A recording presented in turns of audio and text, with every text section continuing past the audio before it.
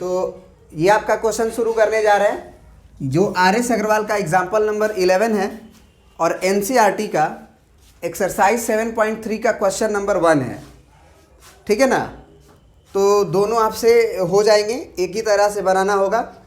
बस एनसीईआरटी में क्या बोला है कि जो आइसोसेलेस ट्रायंगल है वो सेम बेस के अंदर ही दोनों वर्टिसेस है, माने ये केस नहीं दिया है, जबकि इसमें दोनों केस दिया है। तो चलिए देखते हैं क्या कह रहा है। कह रहा है कि if two isosceles triangle have common base, है ना, if two isosceles triangle have common base, इसका मतलब ये होता है कि आपका एक triangle A B C isosceles है और एक ट्रायंगल देखिए डी बी सी भी आइसोसेलेस है, क्योंकि हमने ये लेंथ को बराबर रखा है। तो दोनों में बेस क्या हो गया, बी सी कॉमन हो गया, सेम बेस। तो एक केस ये भी हो सकता है कि ये जो आइसोसेलेस ट्रायंगल है कॉमन बेस के ऊपर, उसके लिए ट्रायंगल नीचे भी बन सकता है और ऊपर भी बन सकता है, क्योंकि ये लेंथ बराबर है। इस बेस को कॉमन रख के यहाँ भी वर्टिसेस बनाए तो भी हमारा कॉमन बेस से ही दोनों आइसोसेलेस बना। अगर हम ये वाला पॉइंट बी सी को बेस रख के ऊपर डी बना दें तो भी हमारा बेस सेम ही है, कॉमन है दोनों आइसोसेलेस ट्रायंगल के लिए। तो कह रहा है कि अगर ऐसा है, कॉमन बेस पर है, तो prove that the line joining their vertices bisect the common base at right angle. तो आप प्रूफ करिए कि जब वर्टिसेस को ज्वाइन करिएगा दोनों आइसोसेलेस ट्रायंगल का, एक आपका डी बी सी आइसोसेलेस है, एक ए बी सी आइसोसेलेस है, तो वो वर्टिसेस को जब ज्वाइन करने वाला जो लाइन होगा ना, वो हमें प्रूफ करना है कि ये एंगल 90 डिग्री होगा। समझ रहे बात को? बोलो। तो ये हमें प्रूफ करना है। तो अब जरा सोचो कि हमें क्या प्रूफ करना है। हमें प्रूफ करना है कि बीई की लंबाई जो होगी इसी के बराबर होगी, और हमें यहाँ पे कंसीडर करने की ज़रूरत है कि मतलब ऐसे सोचो कि अगर तुमको बीई बराबर ईसी करना है, समझ रहे बात को, अगर बीई बराबर ईसी करना है तो हमको क्या करना होगा। सबसे पहली बात कि तुम ये तो कर सकते हो ना, अगर बीई बराबर ईसी करना है तुमको, मान के चलो, तो अगर ये छोटा वाला ट्रायंगल ये वाला छोटा वाला ट्रायंगल अगर कॉन्ग्रुएंट हो जाए तो काम बन जाएगा। लेकिन ये वाला कॉन्ग्रुएंट हो पाएगा क्या, पहले इसको सोचो, क्या ये कॉन्ग्रुएंट कर पाएंगे? तो ये लंबाई इस लंबाई के बराबर है, बढ़िया है, हो तो जाएगा। और ये एंगल जो होगा और ये एंगल आपस में बराबर होगा कि नहीं होगा, क्योंकि आइसोसेलेस ट्रायंगल का दो साइड अगर बराबर है तो उनके एंगल्स भी क्या होते हैं, बराबर होते हैं। इसका मतलब हम ये एंगल को चलो अभी कुछ देर के लिए अलग रखते हैं। इसको अगर हम बोले तो मान लो हम इसको एंगल 1 बोल दे रहे हैं, इसको एंगल 2 बोल दे रहे हैं, तो एंगल 1 2 बराबर होगा ना। फिर ये साइड इस साइड के बराबर है और ये कॉमन साइड है, ये क्या है तुम्हारा कॉमन साइड है ए ई। तो एक बात बताओ हमें कि ये कॉमन साइड होने के बावजूद भी ये जो एंगल दिख रहा है तुम्हें, एक तो ये साइड है और एक ये साइड है, क्या ये दोनों साइड के बाहर ना हो गया एंगल? ये साइड को तुम बराबर कर रहे हो ना दोनों में, तो ये वाला एंगल बाहर ना हो गया, मतलब दोनों साइड के बाहर ना हो गया, तो साइड साइड एंगल थोड़ी पड़े हुए हैं। और ये 90 डिग्री आपको प्रूफ ही करना है। तो आप एक काम करो, आप बड़ा वाला ट्रायंगल ले लो, जैसे ए बी डी कंसिडर कर लो एक बार, समझ रहे हो, ए बी डी कंसिडर कर लो और ए डी सी कंसिडर कर लो। क्या इसे हम लोग कॉन्ग्रुएंट कह सकते हैं?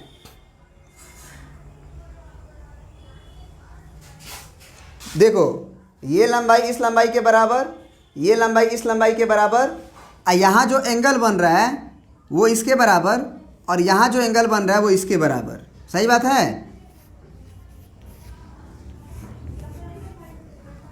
बराबर होगा ना। तो मतलब कंसीडर करवा रहे हैं हम तुम्हें, consider triangle A B D and A C D, A B D और ए सी डी। इसमें हम क्या कह सकते हैं, सबसे पहले देखो ये लिखते समय ही इस बात का ध्यान दे दो कि हम सही से लिख रहे हैं। जैसे हमने लिखा है A B C and A C D, तो तुम देखो कि ए बी की लंबाई ए सी के बराबर है कि नहीं, तो ए बी की लंबाई ए सी के बराबर है, बी डी की लंबाई सी डी के बराबर है कि नहीं, बी डी की लंबाई सी डी के बराबर है कि नहीं, है ना।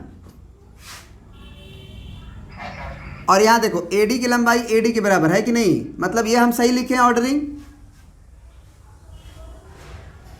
तो अब यहाँ पे आप क्या कह सकते हो कि ए बी बराबर क्या है तुम्हारा, ए बी बराबर ए सी गिवन है।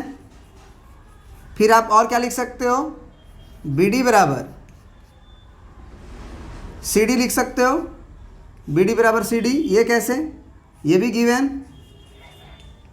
और आप ये भी कह सकते हो कि ए डी बराबर ए डी, ये कॉमन, तो कॉमन हो गया ये। तो अब तीनों साइड अगर तुम्हें बराबर लग रहा है तो तुम नहीं लिख दोगे बाई साइड साइड साइड।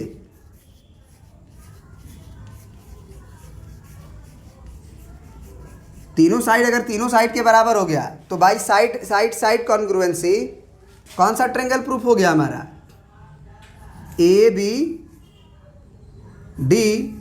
ये सही लिखे थे हम लोग ordering, congruent to triangle A C D.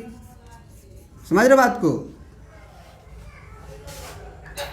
जैसे ही ये कॉन्ग्रुएंट हुआ, सुनना हमारी बात को ध्यान से, जैसे ही ये कॉन्ग्रुएंट हुआ कॉरस्पॉन्डिंग पार्ट सारे बराबर हो जाएंगे। तो इधर वाला जो ट्रायंगल ए बी डी दिख रहे हो, ए बी डी, उसमें ये एंगल को तुम 1 बोल दो, चाहे 1 अगर बोले हुए हो, अगर मान के चलो। वैसे इसकी कोई ज़रूरत नहीं थी एंगल्स को मानने की, कोई आवश्यकता नहीं है एंगल्स को मानने की।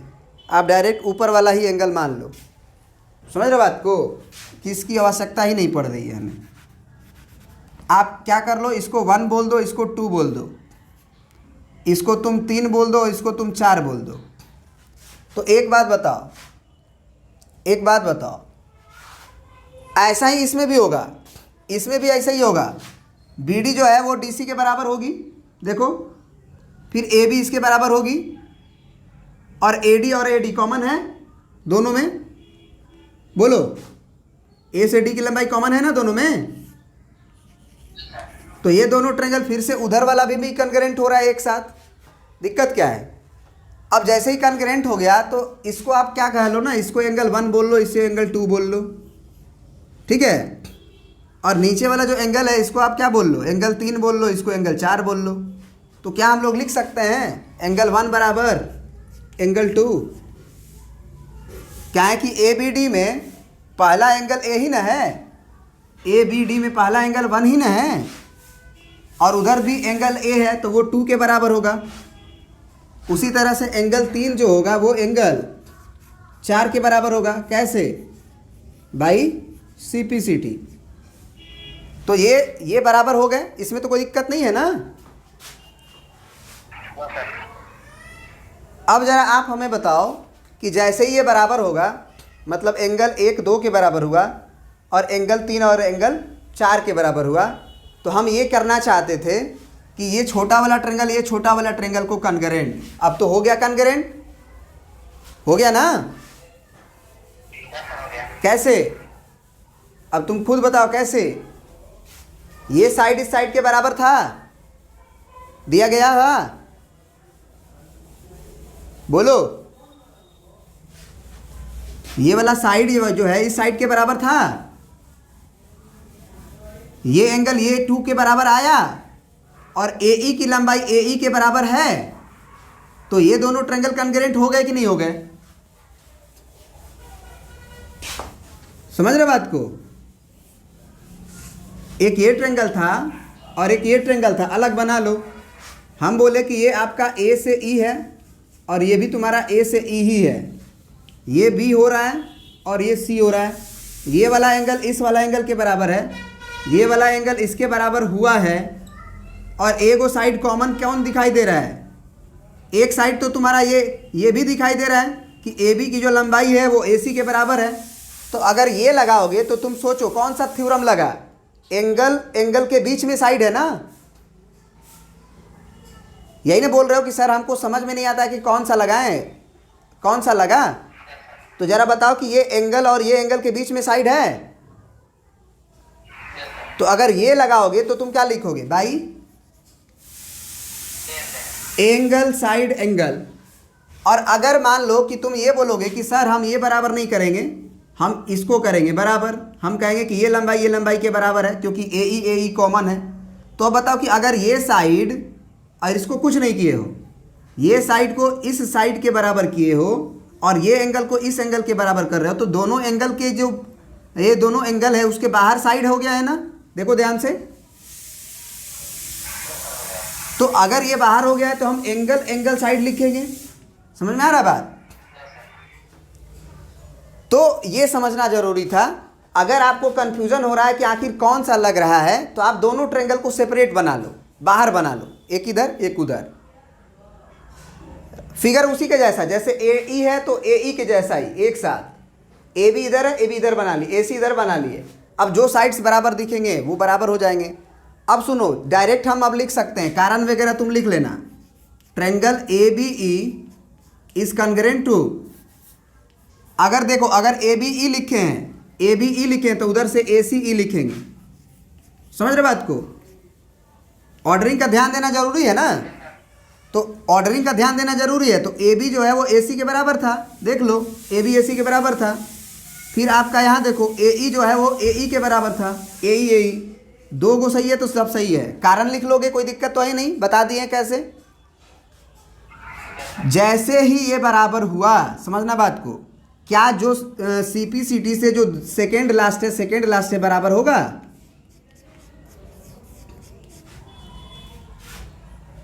ये बी ई और सी ई बराबर होंगे।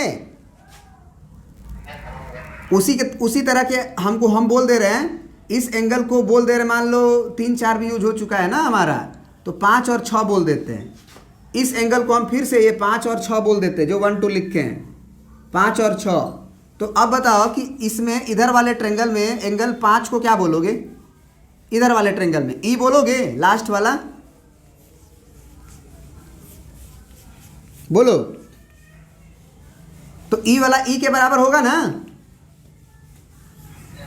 तो एंगल 6 के बराबर होगा। बगल में हम ई लिख दे रहे हैं ताकि ई का बोध हो, तो आप समझो कि 6 वाला ई की बात हो रही है, ऊपर वाला। अब जैसे ये दोनों एंगल हमारे में बराबर हो गए, साथ ही साथ हम ये भी तो जानते हैं कि एंगल 5 और एंगल 6 जो है एक लीनियर पेयर बना रहा है। ऑल्सो एंगल 5 प्लस एंगल 6 क्या हो जाएगा? BC is a line, BC is a line. अगर BC हमारा लाइन है तो 5 और 6 को जोड़ने पे 180 आना चाहिए, और 5 और 6 बराबर भी है। तो जरा बताओ, 5 की जगह पे 6, चाहे 6 की जगह पे 5 लिख सकते हैं कि नहीं लिख सकते हैं? तो एंगल 6 प्लस एंगल 6 का वैल्यू 180 डिग्री हुआ। अब 2 ऑफ एंगल 6 का वैल्यू कितना आ गया बताओ हमें? 2 ऑफ एंगल 6 का वैल्यू कितना आया? 180 डिग्री। तो बताओ एंगल 6 का वैल्यू, और एंगल 6 किसके बराबर है?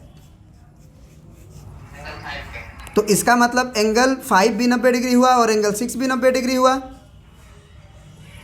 This imply A E is perpendicular to, या जो भी हो जो हमको प्रूफ करना है, A D is perpendicular to B C. अगर ये एंगल 90 90 हो गया तो ये प्रूफ हो गया ना कि ए डी जो है वो बी सी का परपेंडिकुलर है। और बाइसेक्ट जो है ये लंबाई बी ई बराबर ई सी, तो यही से बराबर हो गया है by C P C T. समझ गए? प्रिंट कर लीजिए।